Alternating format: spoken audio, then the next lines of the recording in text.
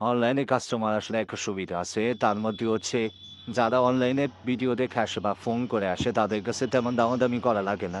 তো তাদেরকে যে দামটা অনলাইনে বলে দেই ফোনে কল মাধ্যমে, তো ওই দামই আসলে রাখি।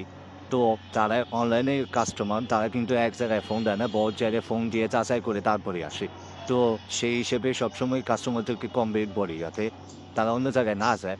তো উনি হচ্ছে এআই এক্সেস এর কাস্টমারটা আমাদের ফোন দিয়েছিল সকালে। তো উনি আরো আগে নাকি আসার কথা ছিল তো আজকে আসছে। আসার পর বলতেছে, "ভাই অরিজিনালটা কত? এটা কত?" আমি বলছি, "ভাই অনলাইনেই তো বলে দিলাম। তো এখন তো আসলে আর কমানোর সুযোগ নেই।" তারপরেও ৳২০০ কম বলছিলাম অরিজিনালটাতে। তো আরো একটা সুবিধা হইছে যে ভাই উনার আসলে কনফিউশন যে আসলে অরিজিনালটা বলে অরিজিনালটা দিব কিনা।